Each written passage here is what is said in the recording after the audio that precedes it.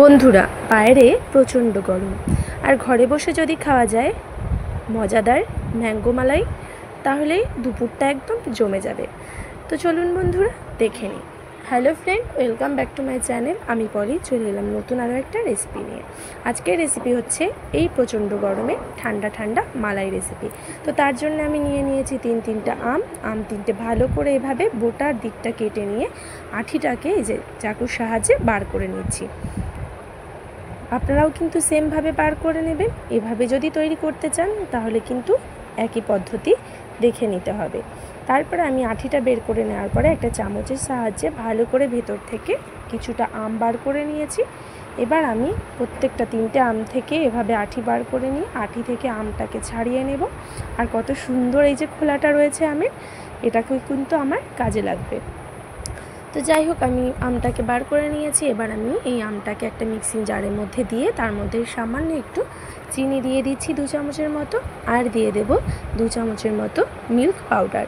তার সঙ্গে একটু লিকুইড দুধও আমি দিয়ে দিচ্ছি। এবার আমি ভালো করে এটাকে পেস্ট করে নিচ্ছি। তো দেখে নিন বন্ধুরা, কত সুন্দর হয়েছে, একদম ক্রিমি ব্যাপারটা চলে এসছে। তো যাই হোক, এটাকে আমি এবার এই আমের যে খোলাগুলো রয়েছে তার মধ্যে নিয়ে নেব। 3টে আমের খোলার মধ্যেই আমি এটাকে সুন্দর করে নিয়ে নিচ্ছি। নিয়ে যে বোটাটা রেখেছিলাম সেই বোটাটা দিয়ে সেমভাবে আমি ঢেকে রাখবো। যেহেতু আমি একটা ছোট্ট প্লেটের মধ্যে নিয়ে নিচ্ছি, এবার প্লেটে দাঁড়াচ্ছিল না বলে আমি এইভাবে দাঁড় করিয়ে নিয়েছি। তো 3টি আমকে কিন্তু একইভাবেই আমি নিয়ে নেব। কত সুন্দর লাগছে না বন্ধুরা? এটা কিন্তু করে নিয়েছিলাম একদমই মেয়ের বায়নাতে। এই গরমে আমি মেয়েকে বাইরের কোনো আইসক্রিম খুব একটা খেতে দিই না, সবসময় চেষ্টা করি ঘরেই ওকে আইসক্রিম তৈরি করে খাওয়ানোর জন্য। তো সেই জন্যেই কিন্তু করে নিয়েছিলাম। তো যাই হোক, আইসক্রিমগুলোকে ভালো করে এভাবে আমি বসিয়ে নিচ্ছি। আমগুলোর ভেতরে পুরো যেটা আমি মিক্স করে নিয়েছি সেটা বসিয়ে দিয়ে আমি মাঝখানে একটা ছোট্ট প্লাস্টিকের কোটো দিয়ে দেবো। তাহলে কিন্তু আমগুলো আর নাড়াচাড়া হবে না, নড়বেও না, পড়েও যাবে না। এতে কিন্তু একদম ভয় থাকবে না। তারপরে আমি 12 ঘন্টার মতো ফ্রিজে রেখে দিয়েছিলাম। তো পরের দিন এই যে আমগুলোকে আমি আবার বার করে নিয়েছি। এবার একটা ছোলার সাহায্যে এটাকে আমি ছুলে নেব, যেটা হচ্ছে আমরা সবজি ছুলতে যে এই জিনিসটা ব্যবহার করি।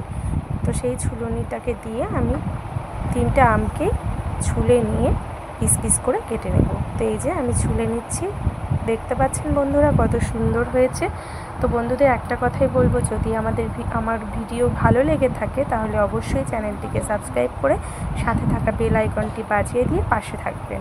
আর যেসব বন্ধুরা সবসময় আমার ভিডিও দেখেন, আমাকে সাপোর্ট করেন, তাদের অনেক অনেক ধন্যবাদ জানাই। তো ফাইনালি আমি পিস পিস করে নিয়েছি।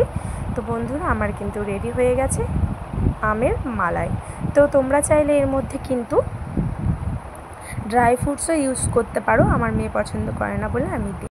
কেমন লাগলো অবশ্যই কমেন্ট করে জানাবেন বন্ধু।